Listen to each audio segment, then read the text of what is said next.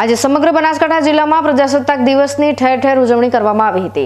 ત્યારે જિલ્લા મથક પાલનપુરમાં નગરપાલિકા ખાતે 76મા પ્રજાસત્તાક દિનની ઉજવણી કરવામાં આવી હતી।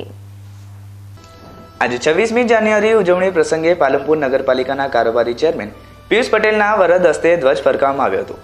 ત્યાં નગરપાલિકાના પ્રાંગણમાં દેશભક્તિના નાદ સાથે રાષ્ટ્રગાન કરી પાલિકાના નગરસેવકો સહિત પાલિકા અધિકારી તેમજ કર્મચારી સ્ટાફ મોટી સંખ્યામાં ઉપસ્થિત રહી તિરંગાને સલામી આપી હતી।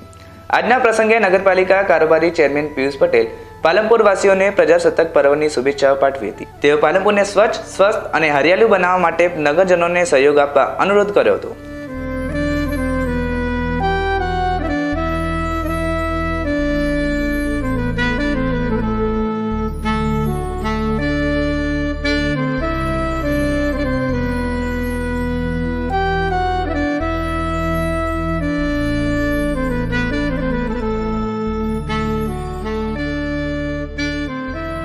કાશ્મીરથી લઈ અને કન્યાકુમારી તક અને કચ્છથી લઈ અને કોહિમા તક આખા ભારતમાં જ્યારે ગણતંત્ર દિવસની ઉજવણી થતી હોય ત્યારે આપણા ભારત રત્ન અટલ બિહારી વાજપેયી નગર સેવા સદન પાલનપુરમાં આપણે પણ ગર્વથી ગણતંત્ર દિવસની ઉજવણી કરીએ છીએ।